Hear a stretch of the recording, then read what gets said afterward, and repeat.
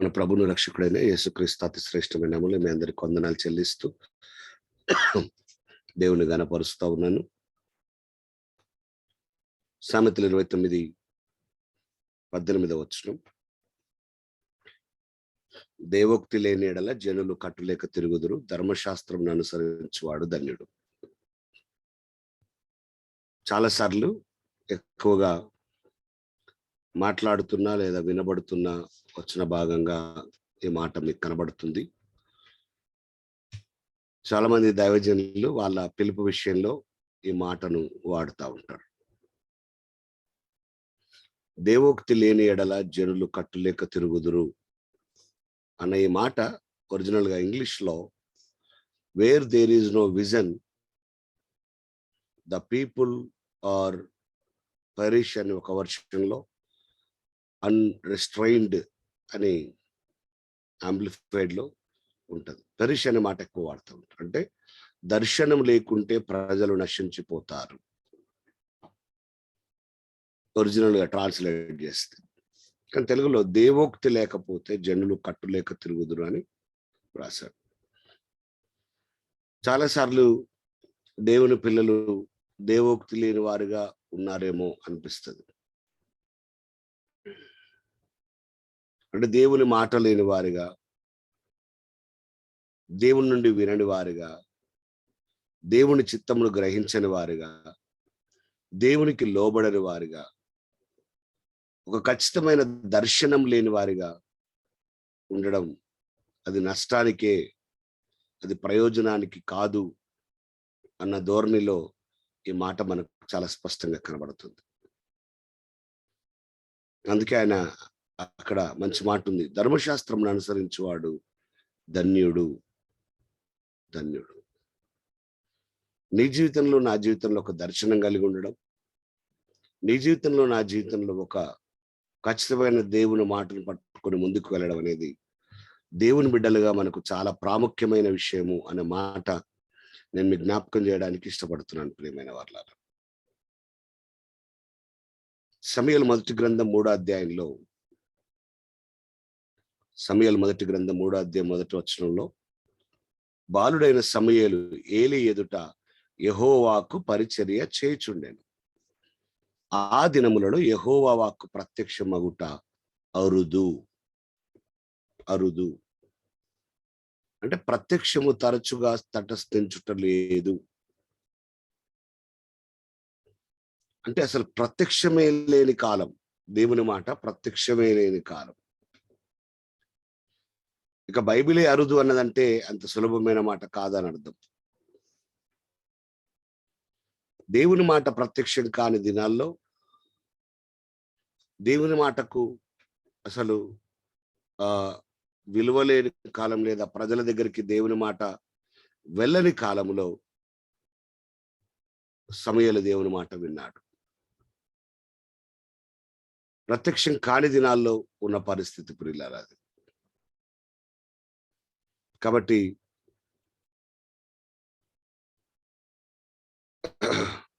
ఒకవైపు ఏమో వినవలసిన యాజకుని పిల్లలేమో, దర్శనం కలిగి ఉండవలసిన యాజకుని పిల్లలేమో దర్శనం లేకుండా ఉంటాయి. దర్శనమే తెలియని సమూయేలేమో దేవుని దర్శనాన్ని పొందుకుంటూ, దేవుని మాటను పొందుకుంటూ ఉన్నాడు. మీరు తర్వాత సమూయేలు మొదటి గ్రంథంలోనే 2వ అధ్యాయం ప్రాముఖ్యంగా 12 నుండి 17 వచనాలు, 22 నుంచి 24 వచనాలు చదివితే, లేదా 26 వరకు కూడా చదివితే ఆ 2 క్యారెక్టర్స్ మనకు అర్థమవుతాయి ప్రియులారా. ఈ 2 క్యారెక్టర్స్ మనల్ని ఇన్ఫ్లుయెన్స్ చేయాలి. వాళ్ళకు ఒక దర్శనం ఉంది. వాళ్ళ నాన్నగారు ఏలి యాజకుడు, వాళ్ళ నాన్నగారి తర్వాత వీళ్ళు యాజకులుగా ఉండాలి. కానీ వీళ్ళు తప్పిపోయారు.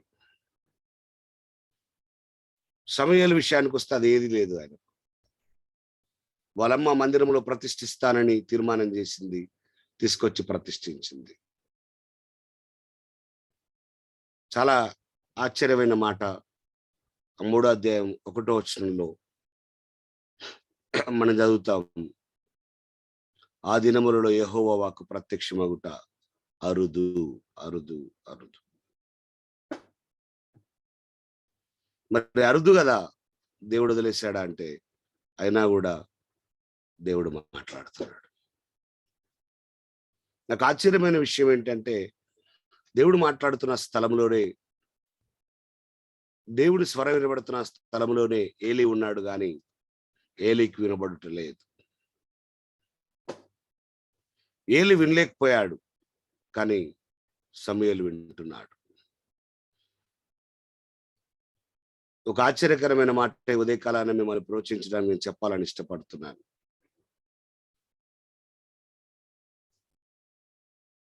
నీ జీవితంలో, నా జీవితంలో కూడా, నీ విశ్వాస జీవితంలో, నా విశ్వాస జీవితంలో కూడా అరుదుగా ఉన్న సందర్భాలలోనే నువ్వు దేవుని మాట వినగలగాలి. అరుదుగా ఉన్న సందర్భాలలోనే నువ్వు దేవుని నుండి పొందుకోగలగాలి. అది గొప్ప విషయం. రెండవది, మేము వినగలము, దేవుడు మాతోటే మాట్లాడతాడు అన్న ప్రజల మధ్యలో నువ్వు వినగలగాలి. వాళ్ళకంటే నువ్వే ఎక్కువ వినగలగాలి. ఆ స్థాయికి నీ ఆత్మీయ జీవితం రావాలి. అది మంచిది ప్రియులారా. 4వ అధ్యాయం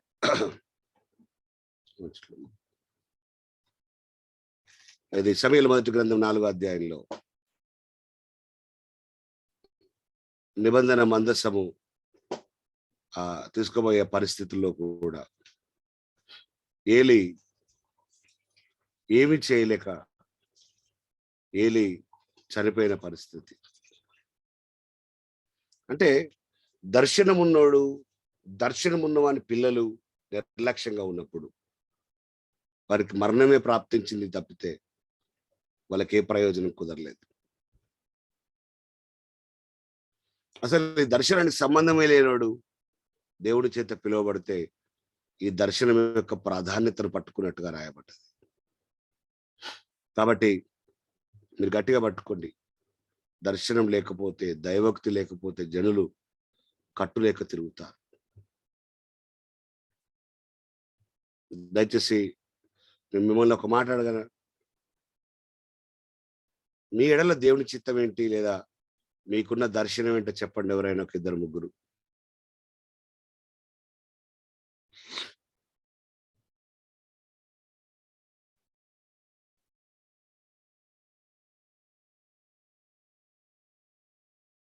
మీకు అర్థమైందని నేను అడిగిన ప్రశ్న?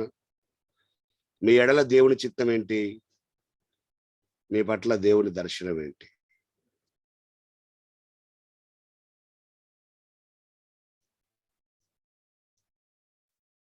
అవునా?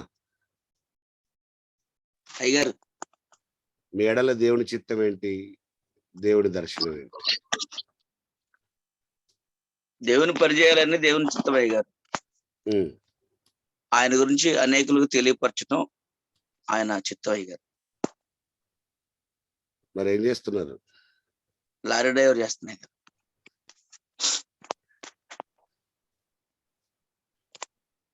ప్రేమనా? దేవుని చిత్తం ఏంటి? దేవుని దర్శనం ఏంటి? నేను రక్షించబడ్డానా, నేను దేవుని గురించి తెలుసుకున్నవన్నిటి కూడా ఇతరులకు చెప్పి ఇతరులను కూడా దేవుని దగ్గరికి తీసుకురావాలన్నది నా దర్శనం. మరి ఏం చేస్తున్నారు?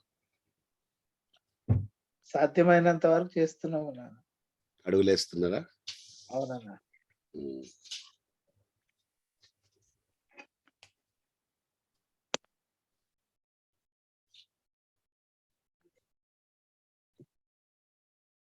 ఇంకెవరు చెప్తారు? నేను చెప్పాలా, మీరు చెప్తారా? పేరు పెట్టి పిలిస్తే చెప్తారా, మీరు చెప్తారా? దేవుని చిత్తం ఏంటి? దేవుని దర్శనం ఏంటి? సరేనా? రక్షింపబడడం దేవుని చిత్తం, దేవుని కృపను మనం రక్షింపబడ్డ. రెండోదిగా పరిచయ పిలుపున్నాను, గ్రహిస్తున్నా. దాని విషయంలో ప్రార్థిస్తూ ముందరికి వెళ్తున్నాను.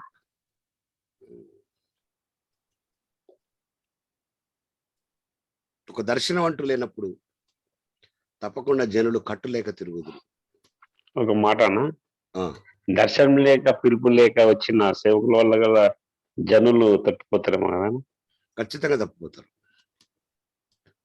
అంటే వాళ్ళ పట్ల దేవుని చిత్తం అది కాదు కదా, అదే కాబట్టి వాళ్ళు మిస్గైడ్ చేసే అవకాశం ఎక్కువ ఉంటుంది. భారం లేకుండా ప్రజల్ని నడిపిస్తారు. సిట్టింగ్ మినిస్ట్రీ ఇస్తారు వాళ్ళకు, సిట్టింగ్ మినిస్ట్రీ. ఓ రండి కూర్చోండి పోండి, దాన్ని సిట్టింగ్ మినిస్ట్రీ అంటారు. ఏం చేయరు వాళ్ళుగా, ఎందుకంటే ఏదైనా చేపించే భారం ఈ సేవకునికే లేదు. కాబట్టి వారి విశ్వాసులు కూడా లేదా వారిని వెంబడించే వారు కూడా భారం లేకుండా ఉంటారు. ఇది దేవుని పని, దేవుడిచ్చిన దర్శనం, దేవుని రాజ్య విస్తరణ అన్నదానికంటే కూడా ఉద్యోగం చేసినట్టుగా చేస్తారు. ఉద్యోగం లాగా చేస్తారు సేవ.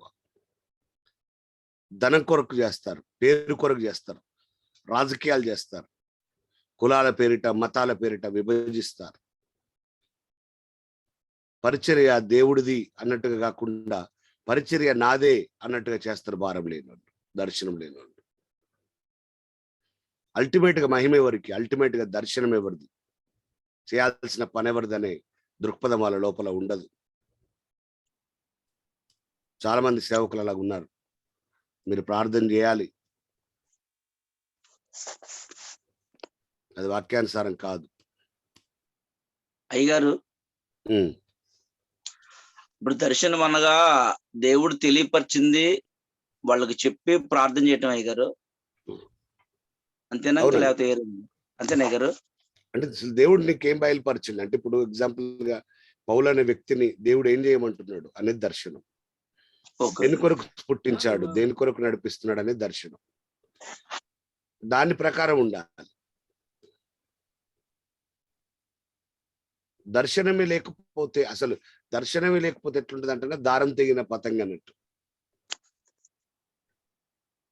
దర్శనం అనేది దారం, ఆ దారాన్ని ఎటు లాగితే పతంగి అటు కదులుతుంది. పౌలన్న అంటే నాకు అర్థమైంది, పౌలన్న అనుకోవడం ఏంటంటే దేవుడు కొన్ని దర్శనాలు కొంతమంది గురించి చూపిస్తాడు కదా, వాటి విషయం వారికి చెప్పి ప్రార్థన చేయడమా అన్నట్లు కాదు. అడుగుతున్నాడు. కాదు. పౌలన్న అంటే మీ దేవుని own గా, సంకల్పం. అంటే మీ పట్ల దేవుని ప్రణాళిక. దేవుని సంకల్పం. ప్రతి ఒక్కరి పట్ల దేవుని కంటే ఒక ప్రణాళిక ఉంది. ప్రతి ఒక్కరికి కూడా దేవుని దర్శనం ఉండాలి. లేకపోతే చాలా కష్టం. మనము అందరిలాగా ఉండడానికి సృష్టించబడి ఉంటే మనం ఈ రక్షించబడి ప్రత్యేకమైన జీవితంలోనికి వచ్చేవారం కాదేమో. రక్షించబడి ఒక ప్రత్యేకమైన జీవితంలోనికి వచ్చిన తర్వాత మనం ఆ ప్రత్యేకతలో జీవించకపోతే ప్రయోజనం లేదు. క్రైస్తవులు ఏమన్నాడు ఆయన? మీరు రాజులైన యాజక సమూహం అన్నాడు పేతురు మొదటి పత్రిక 2:9.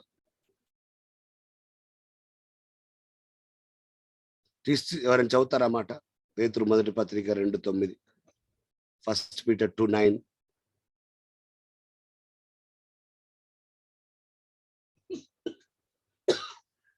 చాలా అద్భుతంగా ఉండే మాట కదా అది.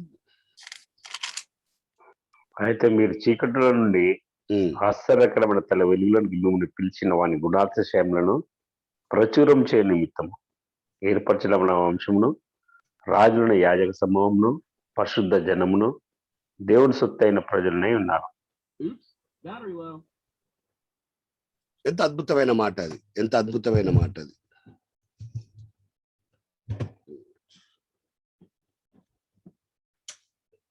నిజంగా ఎంత పవర్ఫుల్గా ఉంది ఆ మాట. చీకటిలో నుండి ఆశ్చర్యకరమైన తన వెలుగులోనికి, తన వెలుగు, ఒట్టి వెలుగు కాదు, ప్రభు నడిపించింది. మనందరము పూర్వము చీకటి అయి ఉంటివి అంటాడు ఎఫెసీ పత్రిక 5లో. ఇక్కడ అంటున్నాడు మనము చీకటిలో నుండి ఆశ్చర్యకరమైన వెలుగులో కనొచ్చు కదా, తన వెలుగులోనికి. తన అనే మాట చాలా గొప్పది. తన వెలుగులోనికి మిమ్మల్ని పిలిచిన వాని గుణాతిశయములను ప్రచురం చేయ నిమిత్తము ఏర్పరచబడిన వంశము, రాజులని యాజక సమూహమును, పరిశుద్ధ జనమును, దేవుని సొత్తైన ప్రజలనే ఉన్నారు. ఇది ఎవరికి వర్తిస్తుంది ఈ వచనం? సేవకులకా, విశ్వాసులకా? అందరికా? రక్షింపబడిన అందరికి, రక్షించబడిన అందరికి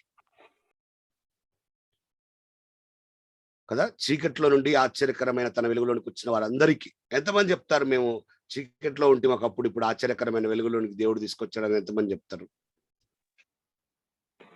వాళ్ళందరికీ వర్తిస్తుంది, వాళ్ళందరికీ వర్తిస్తుంది. చీకట్లో నుండి ఆశ్చర్యకరమైన వెలుగులోనికి వచ్చిన వాళ్ళందరికీ వర్తించే మాట. కాబట్టి ప్రత్యేకంగా సేవా పిలుపు అనేది, సేవా పిలుపు అంటే అందరికీ ఉన్న కామన్ కాలింగ్, అందరికీ ఉన్న పిలుపు ఏంటో తెలుసా? సువార్త ప్రకటించడం, దేవుని గుణాతిశయములను ప్రచురం చేయ నిమిత్తం. ఆయన గుణాతిశయములను ప్రచురం చేయడం, దాని కొరకు మనం ఏర్పరచబడిన వంశం, రాజులైన యాజక సమూహం, పరిశుద్ధమైన జనం, దేవుని సొత్తైన ప్రజలు. 4 కేటగిరీస్ మనం. ఇది అందరి పిలుపు. దీంట్లో నుంచి దేవుడు వీళ్ళని నడిపించడానికి నాయకులుగా, పాస్టర్స్గా 5 పిలుపులు, కాపర్లుగా, అపోస్తలులుగా, ప్రవక్తలుగా, ఉపదేశకులుగా, బోధకులుగా దేవుడు ఎన్నుకున్నాడు. కానీ అందరికి ఉన్న పిలుపు ఏంటంటే ఆ పిలిచిన వాని గుణాతిశయములని ప్రచురం చేయాలి. నీకున్న పరిధిలో నువ్వు చేసేంత వరకు ఆ దర్శనం నీకు ఉండాలి. ఆయన గుణాతిశయములను అందరికీ ప్రచురం చేయాలన్న భారం ఉండాలి.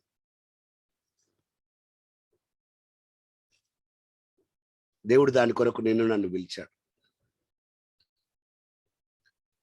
ఆ దర్శనం నీకుందా? రెండవది, దేవుడికి నీ పట్ల ఉన్న ప్రణాళిక ఏంటి నీకు తెలుసా? నువ్వేం చేయాలని దేవుడు ఉద్దేశం? మీరు ఆత్మపూర్ణులై ఉండుడి అని చెప్పినప్పుడు ఎఫెసీ 5:18 దానికి ముందు అంటాడు 17 మీరేమి చేయవాలని దేవుని చిత్తము గ్రహించుటకు ప్రయత్నించుడి అంటాడు. తప్పకుండా దర్శనం లేకుండా ఉండకండి. దేవుడు మీ నుండి ఏం కోరుతున్నాడో, దేవుడు మీ నుండి ఏం ఆశిస్తున్నాడో, దేవుని చిత్తం ఏమైనదో గ్రహించండి. దైవోక్తి లేకపోతే, అంటే దర్శనం లేకుంటే జనులు కట్టు లేక తిరుగుతారు. భయం లేక, భక్తి లేక, మార్గం లేక తిరుగుతారు దైవోక్తి లేనోళ్ళు. ఇర్మియా 1:5 తల్లి గర్భంలో నిన్ను రూపొందింపక మునిపే నిన్ను ఎన్నుకున్నాను అంటాడు. ఇర్మియా 1:5. నేనేమంటానంటే కేవలం అది ఇర్మియాకు మాత్రమేనా? ప్రతి ఒక్కరికి వర్తించవచ్చును. సరే, ఒకవేళ అది ఇర్మియాకే అని అనుకుంటే ఎఫెసీ పత్రిక 1వ అధ్యాయంలో 4 నుండి 6 వచనాల్లో ఉన్న మాట క్రైస్తవులందరికీ కదా, క్రొత్త నిబంధన సంఘములో ఉన్న వారికే కదా. 6వ వచనంలో ఏమన్నాడంటే ఆయన యేసుక్రీస్తు ద్వారా తనకు కుమారులనుగా స్వీకరించుటకై, ఎఫెసీ 1:6 మనలను ముందుగా తన కోసం నిర్ణయించుకొని మనము తన ఎదుట పరిశుద్ధులమును నిర్దోషులమై ఉండవలనని జగత్తు పునాది వేయబడక మునుపే ప్రేమ చేత ఆయన క్రీస్తులో మనలను ఏర్పరచుకొనెను. ఎప్పుడు? జగత్తు పునాది వేయబడక ముందే ఏర్పాటు చేసుకున్నాడు. మనం పుట్టలే, ఇంకా అప్పటికి మనం పుట్టలే. ఆదాం కంటే ముందే 700 కోట్లో 800 కోట్లో ఏదైతే జనాభా ఉందో వాళ్ళందరూ పుట్టక ముందే దేవుడికి తెలుసు. జగత్తు పునాది వేయబడక ముందే దేవుడు తెలుసు. ఆయన ఆ రీతిగా ఎన్నుకున్నాడు. నేను అదే అడుగుతున్నా, ఏర్పరచుకొనెను అన్నాడు కదా, ఆ ఏర్పాటు ఏంటి నీకు తెలుసా?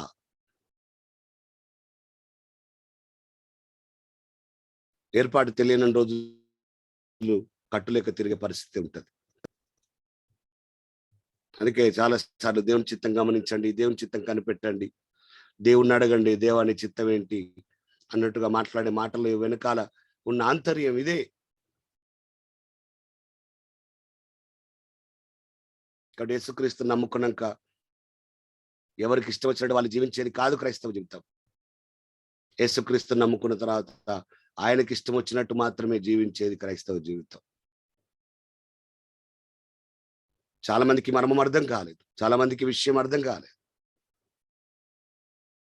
నా ఇష్టం అండి అన్నట్టుగా బ్రతుకుతున్నారు. నేనంటాను, దేవుని ఇష్టం ఏంటో తెలుసా నీకు? నీ కొరకు ప్రాణం పెట్టిన వాని ఇష్టం ఏంటో తెలుసా నీకు? నేను నుండి ఆయన ఏం కోరుకుంటున్నాడో తెలుసా నీకు? దర్శనం లేకుండా ఉంటున్నావే. అందుకే ఈ దైవోక్తి లేని ఎడల జనులు కట్టులేక తిరుగుదురను అంటూనే, ఈ దైవోక్తి ధర్మశాస్త్రం నుండే వస్తుందేమో, అంటే దేవుడి వాక్యం నుండే వస్తుందేమో అన్నట్టుగా దాన్ని అనుసరించేవాడు ధన్యుడు అని రాస్తున్నాడు. 119వ కీర్తనలో మొదటి 3 మాటలు మనం చూస్తే, వాస్తవానికి 119వ కీర్తన మొత్తం దేవుడి వాక్యం గురించే ఉంటది. దేవుని వాక్యంలో ఉన్న విలువల గురించే ఉంటది.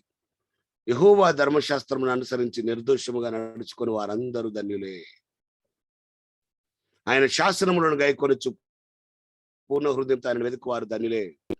వారు ఆయన మార్గములలో నడుచుకొనొచ్చు ఏ పాపమును చెయ్యరు. ఈ మాట నాకు ఆశ్చర్యం అనిపిస్తుంది. ఆయన మార్గములో నడుచుకున్న వారు ఏ పాపము చేయరట. దేవుడి వాక్యంలో అంత పవర్ ఉంది. ధన్యులు ధన్యులు ధన్యులు ధన్యులు ధన్యులు. దేవుని వాక్యాన్ని చదువుతూ పఠించుచు పాటించు వారు ధన్యులు. చదువుతూ దాని ప్రకారం జీవించు వారు ధన్యులు. దాన్నే యేసుక్రీస్తు వారు ఏమన్నారు తెలుసా? లూకా సువార్త 11వ అధ్యాయం 28వ వచనంలో చాలా అద్భుతమైన మాట. అవును గాని అవును గాని అంటాడు. దేవుని వాక్యం విని దాన్ని గైకొను వారు ధన్యులు. వాస్తవానికి ఆయన ప్రసంగిస్తున్నాడు, ఆయన వాక్యం చెప్తున్నాడు. అలాంటి టైంలో ఒకడు వచ్చి అంటాడు, నిన్ను మోసిన గర్భము నీవు కుడిచిన స్థనములు ధన్యములైనవి అన్నాడు. యేసు, నిన్ను మోసిన గర్భము గొప్పది, నీవు కుడిచిన స్థనములు ధన్యములైనవి అన్నాడు. ఎవరి గురించి అన్నాడు ఆ మాట?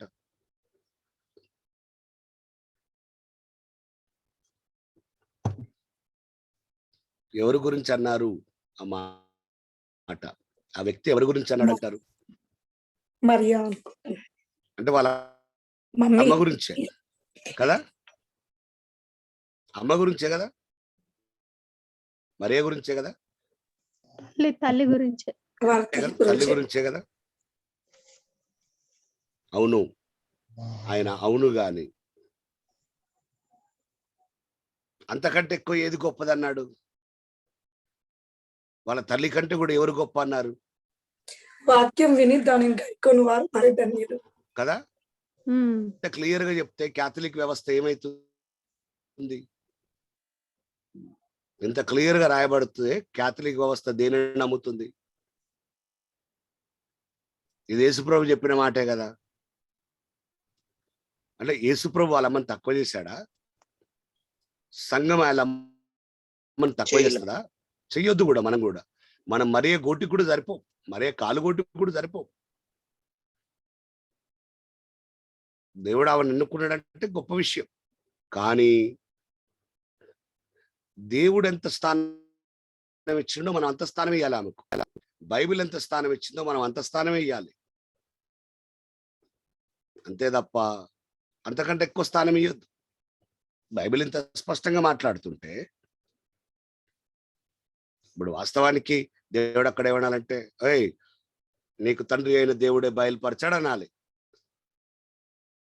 అట్లా అన్న సందర్భాలు ఉన్నాయి. కానీ ఆయన ఏమంటుండంటే, అవును గాని అవును కానీ దేవుని వాక్యం విని దాన్ని గైకొని వారు మరీ అంటే అంతకంటే ఎక్కువ ధన్యులు, అంతకంటే ఎక్కువ ధన్యులు. ఎంత అద్భుతమైన మాట.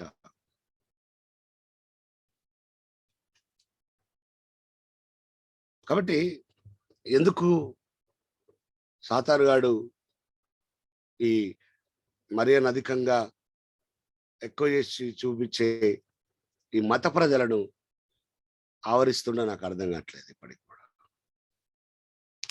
వాక్యం ఇంత స్పష్టంగా గద్దిస్తున్న తర్వాత కూడా, హెచ్చరిస్తున్న తర్వాత కూడా, దేవుని దృష్టిలో ఒకరి ధన్యులండి. ఎప్పుడైనా అధికంగా ధన్యులు ఎవరంటే వాక్యాన్ని వినడం, వాక్య ప్రకారం జీవించడం. వాక్యాన్ని విని దాని ప్రకారం జీవించే వారు ధన్యులు, అంతే. మనోళ్ళు కూడా అండి, ఇప్పుడు క్యాథలిక్స్ అంటే వాళ్ళ వ్యవస్థనే మరే మీద ఆధారపడ్డదేమో అన్నట్టుంది కాబట్టి సమస్య.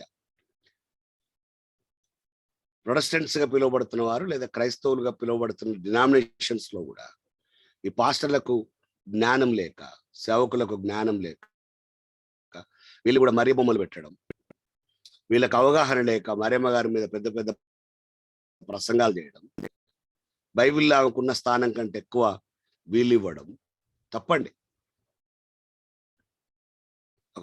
ఒకటే సూచన అండి, Bible supports, we support. Bible oppose, we oppose. మిగిలిన సంఘాలు కూడా గొప్ప చేస్తున్నాయండి.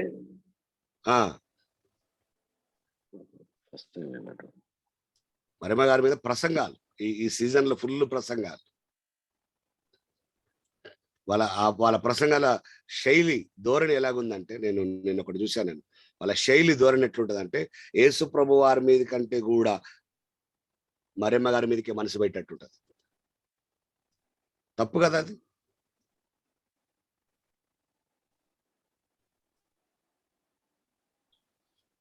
ఈ క్రిస్మస్ టైంలో మాట్లాడాల్సింది గాబ్రియల్ దూత మరే దగ్గరకు వచ్చిన విషయం, దాని మీద నా ప్రసంగాలు చేయాల్సింది. క్రిస్మస్ అదా నీకు అర్థమైంది? గొర్రెల కాపర్లు, మరియా, వీళ్ళ మీద నీ ఫోకస్ తప్పండి. ఏదో ఒక టాపిక్ దొరకాలని మాట్లాడతారేమో, ఏదో కొద్దిగా వెరైటీ కోసం. దానివల్ల ప్రజలు దాని వైపు తిరుగుతున్నారు, తప్పు కదా? అంటే వాళ్ళు ఏదో వాళ్ళది వాళ్ళు చూపించుకోవడానికి వాళ్ళ ప్రయత్నం, దాంతో ప్రజలు కూడా మోసపోతారు.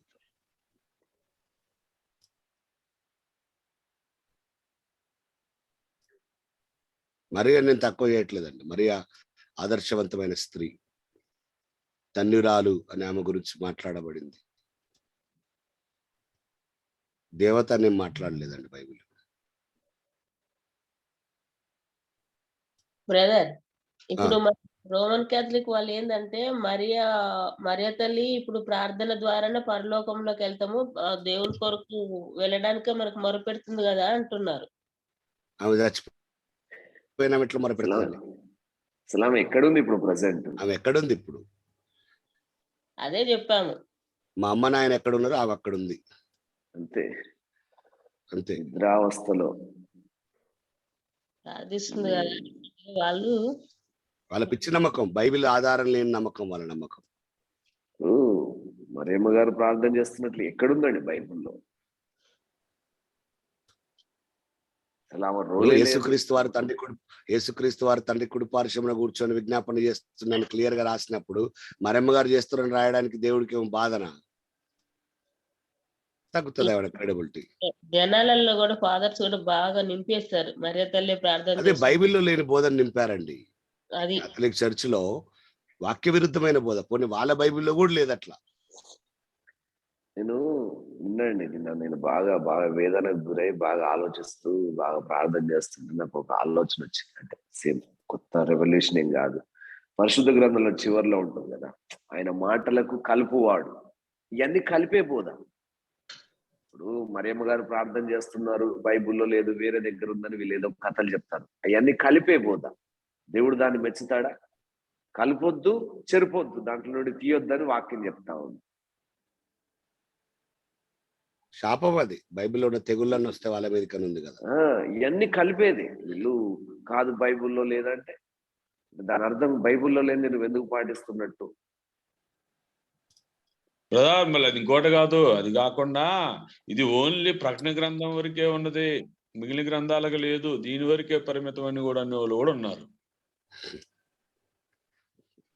ఈ గ్రంథం అందు చదువు అంటే అట్లా తీసుకున్నారు. అది ప్రకటన గ్రంథం ముందు మాత్రమే తీసుకున్నాడు. వరకే పరిమితము. వాళ్ళని కాదు బ్రదర్, మన గొప్పలు కూడా ఉన్నారు ఇందులో. నేను అదే అంటున్నాను అన్న. ఇప్పుడు కథోలిక్కులు పెద్ద లోతైన మర్మం లేదు, వాళ్ళకు వాక్యం తెలుస్తలేదు, ఫాదర్లు అమ్మగారులు ఈ రకంగా పోతురు కాబట్టి ఆలోచిద్దాము. మరి మన ప్రొటెస్టెంట్ సేవకుల విషయం ఏంటి? థియాలజీలు చదివిన సేవకుల విషయం ఏంటి? వాళ్ళు కూడా ఇదే దీని ఒక్కదానికి క్రియేట్ చేసి పండుగారు. ప్రకటన గ్రంథంలో మాత్రమే ఆ పాయింట్ వరకే, అంతవరకే క్రియేట్ చేసేసి దాని వరకే చేశారు. పాపం మన వాళ్ళు ఇంకోటి కూడా అనుకుంటూ ఉండొచ్చు బ్రదర్, పాపం మరియ కుమారి గారు బతికున్నప్పుడు తిన్నది త్రాగింది కదా, అట్లానే ఇప్పుడు మనం కూడా తిని తాగమని చెప్పేసి అమ్మ చెప్పింది అని చెప్పి క్యాథలిక్స్ మొత్తం మనోళ్ళు కూడా కొంత అది కూడా దొరద పట్టేసింది మనోళ్ళకి కూడా. తిని తాగుడా ఆమె ఎప్పుడు చెప్పింది? ఆమె చెప్పిందా?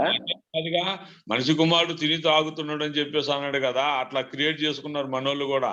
ఇది మన క్యాథలిక్లు కావచ్చు, మనోళ్ళు కూడా లోకానుసారమైన భక్తి కొరకు శరీరాన్ని సంతోషపెట్టే భక్తితో నడుద్దామని చెప్పి సిద్ధపడిపోయారు. ఇవన్నీ ఒకదాని క్రియేట్ చేసేసుకుంటున్నారు. వాళ్ళందరికీ విశాల మార్గం రెడీగా ఉందిలేండి, దాంట్లో పోతా ఉంది. కానీ మనం వెళ్ళాల్సింది ఇరుకు మార్గాల్లో. అందుకొరకే కదా మరియమ్మ గారు పోయి మా కొరకు మొరపెడుతుందని చెప్పేసి సిస్టర్ అంటున్నారు, అది వేరే వాళ్ళు అంటున్నారని చెప్పేసి అన్నారు కదా. ఇవన్నీ ఏంటంటే ఈ విధంగా అది కథోలికుల విశ్వాసం అన్న, క్యాథలిక్స్ విశ్వాసమే అది. మరియమ్మ గారు ప్రార్థన చేస్తున్నారు, పునీతులు ప్రార్థన చేస్తున్నారని వాళ్ళ విశ్వాసం. అది ఎక్కడ కూడా బైబిల్ ఆధారం కాదు. ఇప్పుడు మన బైబిలే కాదు, వాళ్ళు వాడుతున్న 63 పుస్తకాల వాళ్ళ బైబిల్ కూడా చెప్పట్లేదు ఆ మాట. 73 వాళ్ళు తిని త్రాగుతున్నారు, ఎంజాయ్ చేస్తున్నారు, డాన్సులు వేస్తున్నారు, సింధులు వేస్తున్నారు. అదే రోగం మన వాళ్ళకి కూడా వచ్చేసింది. మొన్న ఒక సహోదరు కూడా ఇట్లే అంటుంది బ్రదర్. ఆ రోజు ముందు రోజే వాక్యం ఒక దగ్గర రాయబడితే ఇంకొక దగ్గర ఏం రాయబడిందో కూడా మనకి తెలియాలి ముందు. మనకి తెలిస్తేనే వాళ్ళకి ఇతరులకు చెప్పుదామని చెప్పేసి మనకి ముందు రోజు మన ప్రేయర్స్ లో చెప్పబడింది కదా. ఇట్లా సంబంధం గురించి అని మా అక్క వాళ్ళ ఆడబిడ్డ వాళ్ళ కొడుకిద్దామని అన్నట్టుగా మాట్లాడుతుంది. అయితే అక్కనే రోమన్ క్యాథలిక్ ఇవ్వను, మీరు ప్రార్థనని వంక పెడుతున్నారు కానీ మీరు పోయేదైతే రోమన్ క్యాథలిక్ చర్చికే కదా, అటువైపే నేను రాదలుచుకోలేదు, నేను ఇవ్వను అంటే, ఇజ్రాయెల్ ప్రజల్ని దేవుడు శపిస్తే ఊరుకొని అన్నాడు కదమ్మా అని చెప్పేసి అన్నది. అంటే ఆ దేవుడు ఇంకొక దగ్గర రాయబడి చెప్పిండు కదా, నేను రోషం గల దేవుని అని చెప్పేసి చెప్పిండు కదా. భూమి మీద గాని ఆకాశం మీద గాని సముద్రం అడుగు భాగంలో కూడా ఏ ప్రతిమ కూడా పెట్టొద్దు మొక్కొద్దు అన్నాడు కదా, దీని విషయం ఏంది అని నేను అడిగిన. ఇప్పుడు ఇజ్రాయెల్ ప్రజలు ఎవరు? అసలు ఇజ్రాయెల్ ప్రజలు ఎవరు? అదే అంటుంది. రోమన్ క్యాథలిక్స్ ఇజ్రాయెల్ ప్రజలా? ఆమె అంటుంది ఇప్పుడు కొత్త బోధున్నట్టుంది కదా. దేవుడు ఊరుకోని అన్నాడు కదా, శపిస్తే ఊరుకోని అన్నాడు కదా, వాళ్ళు నా వాళ్ళే కదా అని అన్నది. అంటే కావచ్చు, కాకపోతే దేవుడు చెప్పింది కూడా మనం వినాలి, మనుషులు చెప్పింది కాదు కదా అని చెప్పాను. ఇంకా మళ్ళీ మాట ఎత్తలేదు. ఇంకా మాదే గొప్ప సంఘం అని చెప్పుకున్నది వాళ్ళే, ఇజ్రాయిల్ ప్రజలు అని చెప్పుకున్నది వాళ్ళే. ఇక పరలోక వారసులు అని చెప్పుకుంటే అయిపోతుంది, గొడవ పోతుంది. ఇక వాళ్ళే మొదటి సంఘం అంట, వాళ్ళే అయితే పరలోకం మా కొరకు క్రియేట్ చేశారు అంటారు అనుకుంటారేమో బ్రదర్. ఇప్పుడు మొదటి సంఘం అయితే దేవుడు అట్లా సంఘంలో మొదటి సంఘం అని రెండో సంఘం అని ఎక్కడ వాడాడా దేవుడు? మరి మొదటి సంఘం వాళ్ళదైతే మరి అపోస్తుల సంఘం, క్రొత్త నిబంధన సంఘం ఎవరిది? కొత్త నిబంధన సంఘం క్యాథలిక్ సంఘమా? వాళ్ళు అదే క్లెయిమ్ చేసుకుంటున్నారు. ఒకవేళ కొత్త నిబంధన సంఘం క్యాథలిక్ సంఘం అయితే మరి పత్రికలను అపోస్తుల కార్యాల నుంచి తీసి డిబేట్ చేద్దాం. గట్టిగా కరెక్ట్ జ్ఞానం ఉన్నోడు వస్తే మాట్లాడదాం. మనం ఇప్పుడు జ్ఞానం ఉన్న వాళ్ళు రారు కదండి. బాధ అంతా ఏంది, ఏదో ఈ బాటం లెవెల్లో తూ మాట్లాడడం తప్ప జ్ఞానం ఉన్నోళ్ళు అసలు దగ్గరికే రారు కదా. అదే ఇప్పుడు వచ్చిన సమస్య అది అన్నయ్య. ఇది ఇప్పుడు క్రిస్టమస్ కూడా చేస్తున్నారు కదా అన్న, మరి ఇది ఎలా చేయాలన్న? అసలు బైబిల్లో ఉందా దీని గురించి? అసలు క్రిస్మస్ అంటే ఏందమ్మా? క్రిస్టమస్ అంటే చాలా మంది చెప్పారు, అంటే క్రైస్ట్ అంటే యేసు ప్రభువు వారు, మాస్ అంటే ఆరాధించడం అని చెప్పారు. అసలు దీని యొక్క ఆంతర్యం ఏంటో కొంచెం. అసలు క్రైస్తవులకు పండుగలు ఉన్నాయా? లేవన్నా. అయిపోయాయి మరిగా. కాబట్టి పండుగ కాదు క్రిస్మస్. పండుగగా ఒకే మార్చినాం రోజే మనం. అందరూ దండెత్తి వస్తారు కదా అన్న చర్చిలలో, అక్కడ ఇక్కడ నిండిపోతారు కదా నేను అదే అసలు చెప్తున్నా పండగ నాన్న. సరే ఇప్పుడు ఒకవేళ ఒక్కరోజు వచ్చి మారుతారని అనుకున్నారో లేకుంటే దేని కొరకు అది లేకపోతే మనకున్న పితరులు పెట్టారు, కానీ ఆచారబద్ధంగా చేయకండి. కొలసి 2:16.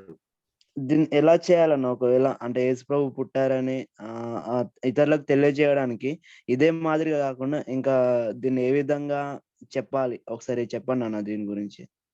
ఇది సువార్తకు వాడుకోవడమే క్రిస్మస్ యొక్క పరమార్థం అమ్మ. 2 విషయాలు. ఆల్రెడీ ఇప్పుడే ఎగ్జిస్టెన్స్ క్రిస్టియన్స్ అంటే ఇప్పటికే నమ్ముకొని ఉన్న క్రైస్తవులు ఎవరైతే ఉన్నారో వారిని తిరిగి బలపరచడానికి ఇది వాడాలి. ఈ క్యారల్ సింగింగ్, డాన్సులు, ఎగురుడు, దునుకుడు మానేయాలి ఇవన్నీ. వాస్తవానికి క్యారల్ సింగింగ్ ఎందుకు చేస్తారో తెలుసా? ఒరిజినల్ క్యారల్ సింగింగ్ ఎందుకు వచ్చింది? ఒట్టిగా విశ్వాసులు పోయి పాటలు పాడి కేకులు కట్ చేసి స్వీట్లు తిని షాయిలు తాగేటని కాదు. అందుకే హోలీ స్పిరిట్ మినిస్ట్రీస్ లో మేము క్యారల్ సింగింగ్ చేయం. ఒరిజినల్ గా చెప్పాలంటే చాలా మంది తెలుసో లేదో, మేము క్రిస్మస్ చేయం. 25వ తారీఖు చేసే ఆరాధన కూడా ఉపవాస ప్రార్థన ఉండేది. దానికి ప్రాధాన్యత లేదు.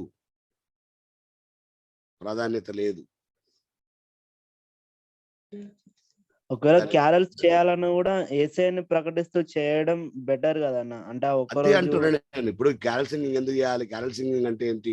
దూత వచ్చి కాపర్లకు సువార్త చెప్పినట్టుగా, యేసుని గురించి చెప్పినట్టుగా మనం వెళ్ళి ప్రజలకు చెప్పడానికి వాడుకునే ఒక సాధనంగా దాన్ని పెట్టారు. కరోల్ అంటారు, క్యారల్ కాదు. ఒరిజినల్ ఇంగ్లీష్ లో క్యారల్ కానీ ఒరిజినల్ గా కరోల్ అనగా ప్రకటించడానికి చేయాలి. కాబట్టి ఒరిజినల్ ఏం చేయాలి? కనీసం ఇప్పుడు మనకున్న ఈ రిస్ట్రిక్షన్స్ బట్టి బయట స్వార్థ ప్రకటించలేని పరిస్థితుల్లో దీన్ని వాడుకోమంటున్నాం. ఎలా వాడుకోవాలి? దీన్ని సువార్త ప్రకటించడానికి, కరపత్రాలు పెంచడానికి, మన విశ్వాసాల చుట్టుపక్కల ఉన్న ప్రజలకు ప్రభుని ప్రకటించడానికి వాడుకుంటే ఎంత అద్భుతంగా ఉంటది. బ్రదర్, చాలా అద్భుతంగా ఉంటది బ్రదర్. అన్న. ఈ కారోల్ అని చెప్పేసి కొంతమంది మన వాళ్ళ ప్రెసిడెంట్లే పాస్టర్ గారు వచ్చేసి సంఘంతో కలిపేసేసి విశ్వాసుల ఇళ్ళకి పోయి విశ్వాసుల ఇళ్ళ కాడ వచ్చేసి ఒక పాట పాడి ఆ సంవత్సరం మొత్తం జరిగిన మేలుని పెట్టేసి వారికి సమృద్ధిగా కానుక పెట్టాలి, ఏదో ఒకటి తిని పెట్టి పంపించాలి. అదే అయిపోయిందన్న. మనం చేసే ప్రతిదీ కూడా ఎటొచ్చి విశ్వాసి, సేవకుడు, సంఘం ఈ మూడింటి మధ్యలోనే తిరుగుతుందన్న.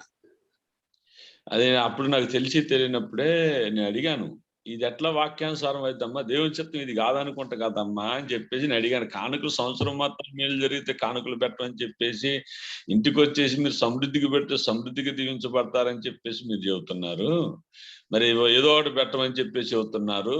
మరి వెంటనే తెల్లారే పొద్దున పూటే క్రిస్మస్ వస్తుంది, దీనికి సమృద్ధి కానుక పెట్టమంటారు, పండగకి సమృద్ధి కానుక పెట్ట, ఇన్ని రకాల పేద ప్రజలు ఎలా పెడతారు ఏంటి, దీనికి ఎట్లమ్మా అని చెప్పేసి నేను అడిగితే దానికి వరకు వాళ్ళు $1 మిలియన్ క్వశ్చన్లు వేసి ఆన్సర్లు చెప్పి నాకున్న విశ్వాసాన్ని ఆ సమయంలోనే నీరు గార్చిపారనట్టేశారు.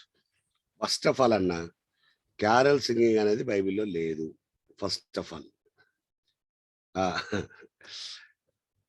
ఇది కరోల్ కాదు, కరువు పడినోళ్ళు అని అంటున్నాడు. తర్వాత ఆ కేథలిక్ సంఘం మొదటి సంఘం అయితే తప్పకుండా మొదటి వారు కడపటి వారు అవుతారు కదా అంటున్నారు.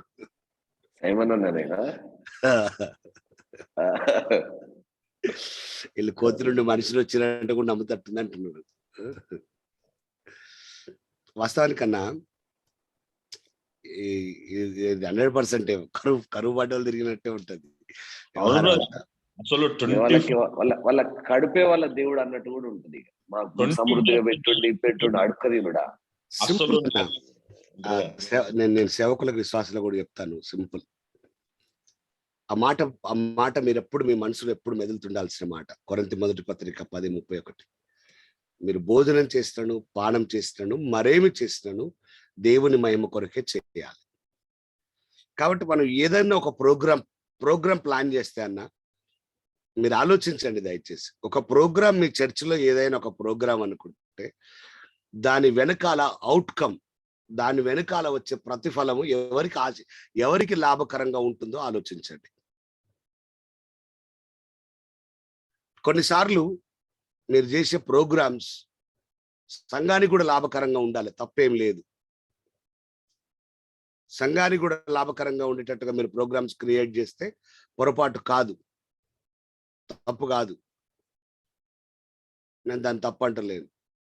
కానీ మన ప్రతి ప్రోగ్రామ్ అంటే ఆల్రెడీ సంఘానికి ప్రయోజనకరంగా ఉండడానికి ఆదివారం ఆరాధన, సంఘానికి ప్రయోజనకరంగా ఉండడానికి స్త్రీల సదస్సు, సంఘానికి ప్రయోజనకరంగా ఉండడానికి యవనస్తుల సదస్సు, సంఘానికి ప్రయోజనకరంగా ఉండడానికి సండే స్కూల్, సంఘానికి ప్రయోజనకరంగా ఉండడానికే ఉపవాస కూడికలు. మళ్ళీ ఈ క్రిస్మస్ పేరు మీద కూడా నువ్వు చేసే ఈ ప్రోగ్రామ్స్ వెనకాల ప్రయోజనం ఏంటి? ఎవరికి? మళ్ళీ విశ్వాసులకేనా? తిన్నోనికే వాడికి వాంతి వస్తుందిరా బాబు అంటే కూడా ఇంకా నింపుతావు ఎందుకు? కడుపులో గొంతుల కుక్కుతావు ఎందుకు? ఎస్పెషల్గా ఈ సీజన్లో మనం చేసే ప్రతి ప్రోగ్రాము అన్యులకు దేవునికి మహిమ రావాలి, అన్యులకు ప్రకటించబడాలి, దేవునికి మహిమ రావాలి. ఇది మీ టార్గెట్గా ఉండాలి, ఇది మన టార్గెట్గా ఉండాలి. అంతే తప్పితే ఇక అంతకు మించుంటే నాకు తెలిసి అది వాక్యానుసారం కాదు ప్రియులారా, అది వాక్యము సపోర్ట్ చేయదు. కాబట్టి ఈ ఆచారాలు, ఇందాక జోసఫ్ అడిగిన ప్రశ్న, ఆచారబద్ధంగా చేయకండి, ఆత్మానుసారంగా చేయండి. నిజంగా కూడా దీన్ని ప్రభుని ప్రకటించడానికి ఉపయోగకరంగా ఉండనియండి. ప్రభుకు మహిమొచ్చడానికి, ప్రభుకు మహిమ కలగడానికి ఇది ఉపయోగకరంగా ఉండాలి. ప్రభు గొప్ప చేయడానికి ఇది ఉపయోగకరంగా ఉండాలి. అంతే తప్పితే ఇంకా దీని కొరకు కాదు. దయచేసి మనం ఆయనకు రావాల్సిన మహిమంతా మనం దొంగిలిస్తున్నాం. పండుగ పేరు చెప్పి, నేను చెప్పినా కదా, కంటికి, పంటికి, ఒంటికి, ఇంటికి పండుగ. దేవునికి మహిమ ఏం లేదు. అందుకే కొలస్సీ 2:16 చాలా అద్భుతమైన మాట. అన్నపానముల విషయంలోనైనను, పండుగ, అమావాస్య, విశ్రాంతి దినం అను వాటి విషయంలోనైనను మీకు తీర్పు తీర్చా ఎవరికి అవకాశం ఇయ్యకుడి. మన పండుగలు తీర్పు తీర్చేటట్టుగా ఉన్నాయి. ఏముంది అక్క, మీ పండుగలకు మా పండుగలకు వ్యత్యాసం ఏముందని అన్యులు అడుగుతున్నారు. మా పండుగలకు మేము ఇండ్లకు రంగులు వేస్తాం, మీరు వేస్తున్నారు. మా పండుగలకు మేము బట్టలు కొనుక్కుంటాం, మీరు కొనుక్కుంటున్నారు. మా పండుగలకు మేము మటన్లు, చికెన్లు, మేము పిండి వంటలు చేసుకుంటాం, మీరు చేసుకుంటున్నారు. ఏందక్క తేడా ఏంది మా పండుగలకు మీ పండుగలకు? అంటే నువ్వు చెప్పగలవా మా పండుగ ద్వారా దేవునికి మహిమ వస్తుందని? మా పండుగ దేవుని మహిమ కొరకని ఆలోచించండి. లేకపోతే ఇట్లా చెప్దామా, మా పండుగను బట్టి మా పిల్లలు డాన్సులు చేస్తారు, మా పిల్లలు మేకప్లు వేస్తారు, మా పిల్లలు రాత్రంతా తిరుగుతారు, జులై తిరుగులని తిరుగుతారు. ఇదా చెప్తామా? ఇది చెప్దామా? మా పండుగలకు మేము కొత్త కొత్త బట్టలు వేసుకొని చర్చికి లేటుగా పోయి టైం పాస్ చేస్తామని చెప్దామా? అదా పండుగ? తేడా ఏంటి అంటున్నా, అన్యుల పండుగలకు నువ్వు చేసే పండుగకు.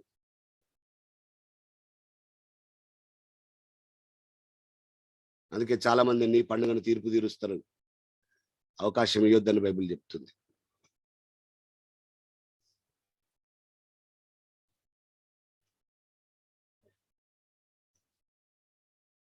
చాలా బాధాకరమైన విషయం. కాబట్టి కొంచెం మీరు ఆలోచించండి.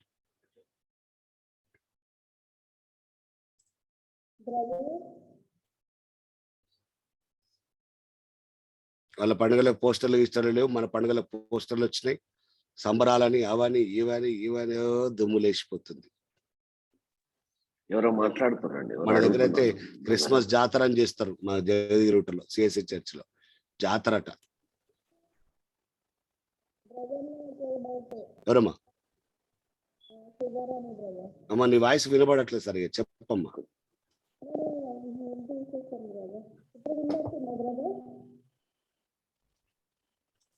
కొద్దిగా దగ్గరకు పెట్టుకొని మాట్లాడండి అమ్మా, దగ్గర పెట్టుకొని మాట్లాడండి.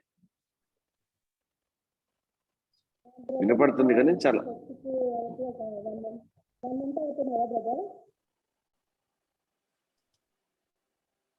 మళ్ళీ చెప్పండి. చెప్పండి అమ్మా. చెప్పండి. అయితే నేను కూడా మా ఊరిమాట గురించి నాకు తెలిసినంత వరకు నేను చెప్పాను బ్రదర్, మా బ్రదర్ వాళ్ళకి.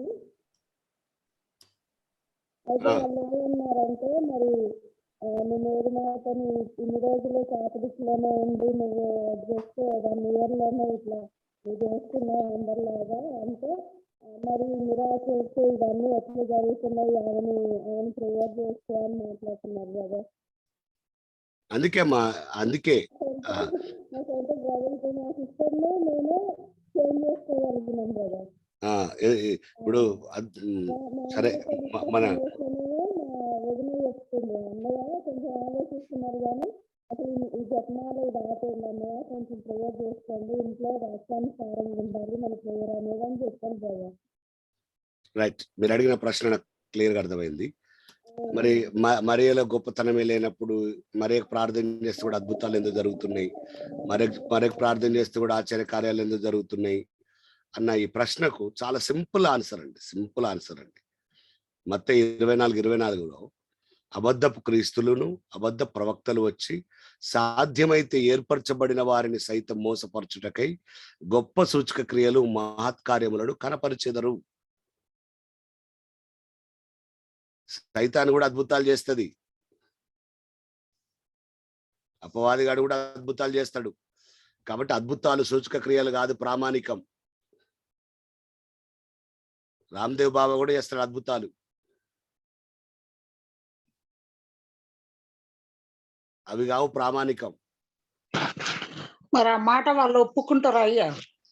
ఎవరమ్మా? ఇప్పుడు ఇట్లా మనము ఏర్పరిచిన వారిని సైతం మోసం చేస్తుందంటే ఇట్లా అని మీరు ఎట్లా అంటారు మరియమ్మ గురించి అని వాళ్ళు ఒప్పుకుంటారా? అంటే బైబిల్లో ఉన్నది ఒప్పుకుంటావు అంటే ఒప్పుకో, లేకుంటే లేదు. వాళ్ళని ఒప్పించాల్సిన అవసరం లేదు కదమ్మా. బైబిల్లో ఉన్నది నమ్ముతావా నమ్మవా, రెండే మాటలు. అట్లా కాదు బ్రదర్, మన కోసం ఆమె రక్తం గార్చడం ఏందని నేను అనేది. రక్తాలు ఎందుకు గారుతాయి? మనుషులకి రక్తాలు గారాల్సిన పని ఉంది? అవసరమే లేదు కదా. దేవతలు రక్తాలు గారుస్తాయా? అవసరం లేదు కదా. ఆడ వినాయకుడు పాలు తాగుతుందంటే వాళ్ళ నమ్మకం, మనం ఎందుకు నమ్మాలి? జీవం గల దేవుని నమ్ముకొని మనం వాళ్ళు గారుతురు వీళ్ళు గారుతురు, ఆ విగ్రహాలు వెళ్ళి భూమిలోకి వెళ్ళి ఈడ దేవుడు ఉన్నాడు అది ఇదని మనమే ఉరుకులు పరుగులు పెడుతున్నాం కదా. దేనికోసం అని? దాని వెనకాల రక్షణ కార్యం ఉందా? దాని వల్ల రక్షణ జరుగుతుందా? లేదు. మన స్వార్థం కోసమే ఆ చర్చి ఆడ పెంచుకోవడం, ఆదాయం పెంచుకోవడం కోసం ఉరుకులు పరుగులు పెట్టిస్తున్నారు. సింపుల్ ఏం లేదన్నా, ఎవరైనా వస్తున్నారంటే ఎవరు రారు. సింపుల్ ఏం లేదన్నా. ఇప్పుడు ఇది సాతాను వాడుకుంటున్నాడు, సాతాను ఎవరినైనా వాడుకుంటాడు. మరియను కూడా దేవుడు ఆ విగ్రహాలను ఆ పేరును సాతానుడు వాడుకుంటున్నాడు, ప్రజల మనోనేత్రాలు గుడ్డితనం కలగజేసిండు. అసలు దేవుడు ఎందుకు రక్తం కార్చిండు అయిపోయింది కదా. ఆ మహాదేవుడు ఎందుకు కారుస్తాడు? ఇంక మళ్ళా కార్చాల్సిన పనే ఉంది? ఆ సిల్వర్ గారింది, ఆడగారింది, ఈడ గారింది అని అంత సాతాన్ పనిలే ఉన్నట్టుంది అన్ని. 100% అన్న, బైబిల్ దాన్ని చెప్పింది. మోసం చేయాలనుకుంటే ఇప్పుడు ఆ పేరు వాడుకోకుండా, మరి అనే ఒక పేరు వాడుకోకుండా చేస్తే ఎవడు నమ్మడు. ఒక బొమ్మను వాడుకుంటే ఎవడే నమ్ముతాడు. కాబట్టి వాడుకుంటాడు వాడు. తప్పేముంది దాంట్లో? సాధారణంగా తప్పేం లేదు. నువ్వు అంగీకరించే నీ తప్పు నా తప్పు. నీకు దైవ గ్రంథం ఇచ్చి బైబిల్లో ఉన్న ప్రకారం చూసుకోరా బాబు అంటే దాన్ని కూడా నువ్వు నమ్మకుంటే తప్పు నీది నాది. అసలు ఆ వ్యవస్థకే గుడ్డితనం వచ్చింది. వాళ్ళ గురించి మాట్లాడడం కూడా వేస్ట్ అనిపిస్తుంది నాకైతే. రైట్. అందుకే మన సందర్భం ఏంటి అని అంటే, ఆమె కంటే కూడా దేవుడి వాక్యం విని అంగీకరించేవాడు ధన్యుడు అనేసి చెప్పాడు. అవును, ఎంత గొప్ప మాట అది. ఆ ఒక్కటి అర్థమైతే మనం ఎవరికి ఎంత స్థానం ఇవ్వాలో తెలిసిపోతుంది అక్కడ. ఇప్పుడు ఆడ ఇప్పుడే చెప్పిండు కదా, తనం గుడిచిన దానికన్నా ఈ వాక్యమే ధన్యుడని ప్రభువే చెప్తుండు కదా. ఇంకా దాన్నే నమ్మాలి. నేను అదే అంటున్నా, యేసు ప్రభు అంత క్లియర్ గా. లేకపోతే పొగుడుతుండే కదా, మా అమ్మ అట్లా, మా అమ్మ ఇట్లా అని. ఇప్పుడు అన్న మన సంస్కృతి ప్రకారం తల్లిని ఎవరు తక్కువ చేయరు కదా. ఎందుకు చేయాల్సిన పని ఉన్నది? ఆయన కూడా చేయలేదు. ఆయన ఏమన్నాడంటే అవును గాని అన్నాడు. అవును అంటే నువ్వు చెప్పింది తప్పురా అని ఏమనలేదు, అవును, గాని దేవుని వాక్యం విని దాన్ని గైకొని వారు మరీ ధన్యులు అన్నాడు. ఇప్పుడు తల్లిదండ్రుల స్థానం తల్లిదండ్రులు, మనం ఇడిచి తిరుగుతామా? ఆయన కూడా ఎందుకు పిలుస్తాడు? అట్లా కాదు కదా. దేవుని వాక్యం చెప్పనీకి వచ్చినప్పుడు దాని గురించి ఆలోచన చేస్తాడు, కానీ వాళ్ళ గురించి ఎందుకు ఆలోచన చేసే టైంలో చేస్తాడు. వదిలిపెట్టలేదు కదా. కాబట్టి మరియ స్థానం మరియదే, మనం అంతకంటే ఎక్కువ ఇవ్వద్దు, దేవుడి వాక్యం కంటే ఎక్కువ స్థానం ఇవ్వద్దు. అవును, అదైతే పక్క. రెస్పెక్ట్ ఇవ్వాలి. అవునా అమ్మ మరియమ్మ గారు జాగ్రత్తగా జీవించింది అంతే, కానీ మనం కొలిచేది, మనం మొక్కేది, మన ప్రార్థన అన్ని యేసుక్రీస్తు. గౌరవం వేరు, ఆరాధన వేరు. గౌరవమే, ఆరాధన క్రీస్తుకే, ఆరాధన తండ్రికే. ఈ పక్కన కూడా ఇప్పుడు అపోస్తులు పోయిరు, అందరు పోయిరు, బయట వచ్చిన ఫాదర్లు ఆ పునీతులని అదని ఇదని పెద్ద గందరగోళం, ఇదొక గందరగోళం. మళ్ళా పైనుంచి ఏది వదిలిపెట్టరు సమాజంలో. సచిన ఫాదర్లను వదిలిపెట్టరు, ఆడ పునీతులు అంటారు, అదంటారు, సచిన శివాలను వదిలిపెట్టరు. జనాలు ఈ మధ్య ఇట్లా తయారైపోయారు. మన ఇక మళ్ళీ ఈ లోకం, అరే వాళ్ళది పెద్ద గ్యాంగ్ ఉంది కదా, వాళ్ళదే మంచిగా ఉందని ఇప్పుడు ఒక ఆకర్షణ అయిపోయింది. ఈ చిన్న చిన్న సంఘాలు వాళ్ళు పెద్దగా ఉండరు, అదే మంచిగా ఉండొచ్చు అన్నట్టుగా. అంటే విశాల మార్గంలో అనేకులు పోతారు, అది పెద్ద గ్యాంగే మరి. అవును, బొట్టు కాటికలు పెట్టుకుంటారు, పూలు పెట్టుకుంటారు, అసలు భారీ ఎత్తున డాన్సులు వేస్తారు, హంగామా చేస్తారు, బోలు పెడతారు, అన్ని అని చెప్పేసి అన్ని తెలుసు, అన్ని బాగా తెలుసులే అనుకుంటారు. వీళ్ళకే తెలియదు, వాళ్ళకే అన్ని తెలుసు అని చెప్పేసి దేవునికి దగ్గర ఉంటారని. పైనుంచి కింద వరకు, కింద పెద్ద పెద్ద లాల్చీలు వేసుకుని వస్తారా, కార్లలో వస్తారా, మళ్ళీ సంవత్సరానికి ఒక నెల వచ్చేది మన దగ్గరికి, 2 నెలల నుంచి ఆగపడరు. మా అమ్మ 1000 రూపాయలు కానుక, బత్త బియ్యము, ఇంకేదైనా చేసి పెట్టాలి, అన్ని చేసి పెట్టాలి వాళ్ళకి ఆ టైంలోని, ఆ యొక్క 15 రోజులని. డాబు చూసి ఇయ్యాలి గారు. మా ఫాదర్ గారు వచ్చారు, మా ఫాదరమ్మ వచ్చింది, మా ఫాదర్ గారు వచ్చారు, మా సిస్టర్ అమ్మ వచ్చింది, వాళ్ళకి అన్ని పెట్టాలని చెప్పి దగ్గరుండి కుడులు పెట్టినట్టు పెడతారు మనోళ్ళు కూడా. అవును, అవును. కాబట్టి మీకు అర్థమైందిగా, కనీసం ఆచారబద్ధంగా ఉండకండి. మనకైతే ఫుల్ అర్థమైంది. మనం రక్షించబడేది దానికోసం, దాని నుంచి సైతాన్ నుంచి బయటపడేది దానికోసం. నా జీవితంలో దేనికి లేదు, దేవునికి తప్ప. ఇలా గట్టిగా మాట్లాడు. వాస్తవం, హృదయంలో ఉన్నదంతా బయట పెడుతున్నాం అన్న సంతోషం. కాబట్టి దైవోక్తి లేకపోతే జనులు కట్టులేక తిరుగుతారు. వాక్యాన్ని అనుసరించిన వాడు ధన్యుడు అనే మాట దగ్గర మనం ఇటు వచ్చాం. వాక్యాన్ని అనుసరించడం, వాక్యానికి లోబడడం, మన టార్గెట్ వాక్యమే అయి ఉండాలి. ఏదైనా గ్రంథంలో ఉందా లేదా, ఇక గ్రంథ ప్రజలం, ఇక బైబిలే తప్పంటే ఇక తర్వాత ముచ్చటి కాదు, ఇక బైబిలే మనం ఏం చేయలేము ఇక దానికి. అలాంటి వాళ్ళకు మత ప్రజలం కాదు, గ్రంథ ప్రజలం అంతే. మత ప్రజలం కాదు, ఎన్నటికీ కాదు. మెజారిటీ కూడా అవసరం లేదు, మనకు అవసరం లేదు. ఇప్పుడు మెజారిటీ ఉన్నదే కరెక్ట్ చర్చ్ అంటే కనుక యేసు ప్రభు తోటి 12 మంది ఉంటే ఒకడు దొంగ, మరి యేసు ప్రభు కరెక్ట్ చర్చ్ కాదా? కాబట్టి మెజారిటీ కాదు, ప్రజలు కాదు, ఇంకా వేరే వేరే ఆచారాలు కాదు. Very simple, very simple. వాక్యం వినాలి, వాక్యం గైకొనాలి, వాక్యం చెప్పాలి, వాక్యం గైకొనేటట్టు చేయాలి. సేవకుల బాధ్యత వాక్యం చెప్పాలి, వారు కూడా వాక్య ప్రకారం ఉండాలి, ఈ వాక్య ప్రకారం జీవించేటట్టు ప్రజలను సిద్ధపరచాలి. విశ్వాసుల బాధ్యత వాక్యం వినాలి, వాక్య ప్రకారం జీవించాలి, అప్పుడు ధన్యులైపోతారు వాళ్ళు. బ్రదర్, చిన్న టైం అయిపోయింది, కానీ చిన్న ప్రశ్న. అసలు దర్శనం ఏంది నాకు అర్థం అవుతలేదు. దర్శనం అంటే ఇప్పుడు మనుషులు ప్రేరేపింపబడమా, లేకపోతే ఎట్లా? నాకు అర్థం అవుతలేదు. ఇన్నారెడ్డి అనే వ్యక్తి పట్ల దేవుడు కలిగి ఉన్న ప్రణాళిక, అదే దర్శనం. మనుషులకు వస్తుంది కదా, అది ఆల్రెడీ ఇట్లా మనకి ప్రేరణ వచ్చేస్తుంది కదా. ఖచ్చితంగా ప్రేరేపణ వస్తుంది.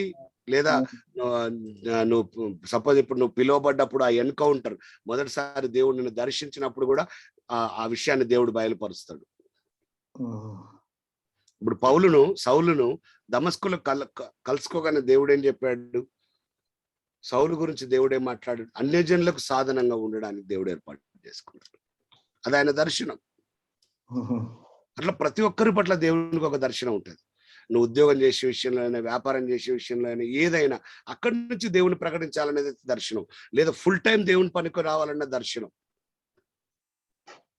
ఏదైనా దేవుని చిత్తం అన్న, అంటే దేవుడు ఏం ప్రణాళిక కలిగి ఉన్నాడో ఆ దర్శనం కొరకు మాట్లాడుతుంది. అసలు ఆ దర్శనమే లేదనుకున్నా, కట్టు లేకుండా తిరిగిపోతామా అసలు లేకుంటే మనం దాని విషయంలో పట్టించుకొని అసలు దేవుని ఆ మందిరానికి వచ్చుడే బంద్ అయితే మేము, అంటే బాధ్యత లేని వాళ్ళం అవుతాం కదా, బాధ్యత లేని వాళ్ళం అయిపోతాం. మరి నేను గుర్తించలే బ్రదర్, నా దర్శనం ఏంటో తెలియదు. ప్రార్థన చేయమ్మా, దేవుడు కార్యం చేస్తాడు నీకు. డాక్టర్ గారు ప్రైజ్ ది లార్డ్. అన్న ఏం లేదన్న, ఎంత అంటే మనకు ఎగ్జాంపుల్ మనకు చీఫ్ మినిస్టర్స్ ఉన్నారు, జగన్ గారు కానీ కేసీఆర్ గారు కానీ ఉన్నారు. మన దగ్గరికి వచ్చారు అనుకున్నాం, వస్తే వాళ్ళను మన కేసీఆర్ వదిలిపెట్టేసి కేసీఆర్కి వచ్చిన కేసీఆర్ ఏదైతే కారులో వచ్చిందో ఆ కారును పూజించడం లాంటిది. ఇంకా స్తోత్రం, ఎక్సలెంట్. కేసీఆర్ వదిలిపెట్టేసి పక్కకు వదిలిపెట్టేసి ఆయనకేమి మనం సన్మానం చేయకుండా ఏం చేయకుండా కేసీఆర్ గారు కారును చేయకుండా పోయి కారుకు సన్మానం చేసినట్టు కారును బాగా కారుని పూజ చేసినట్టయితే అది వాస్తవం, అది వాస్తవం. నిజంగా దానికే ఎక్కువ విలువ ఇచ్చే ప్రజలుగా మారిపోయారు. అది 100% గొప్ప గ్రేట్ ఎగ్జాంపుల్. ఇప్పుడు దేవుడు మరియను వాడుకున్నాడు, అట్లాని మనం మరియని తక్కువ చేయట్లేదు, కానీ యేసు కంటే ఎక్కువ అన్నట్టుగా, యేసే లేకుండా మరియ అన్నట్టుగా ఉండే విధానం కాదు. తర్వాత మరియ స్థానం ఎంతో అంతే, అంతవరకు. కాబట్టి ఈ ఎగ్జాంపుల్ కూడా చాలా గొప్పది.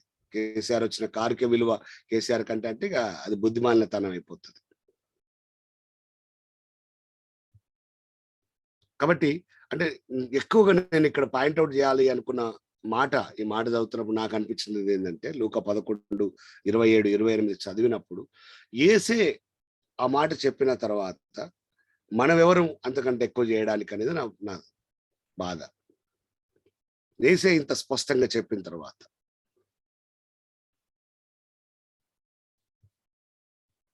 ఇప్పుడు ఏ మాటను కూడా మనము లక్ష్య పెట్టకపోతే, అంగీకరించకపోతే ఇంకేం చేసేది లేదు మనం కదా. ఎస్, అంటే ఇంకా మనం ఎక్కువ ఆ వైపు వెళ్తే కనుక యోహాను సువార్త 2వ అధ్యాయం కానా వివాహంలో కూడా యేసుప్రభుల వారు స్ట్రైట్ గా నాతో నీకేం పని అన్నాడు. దాన్ని ఎట్లా తీసుకుంటాం మనం, ఎట్లా తీసుకోవాలి మనం?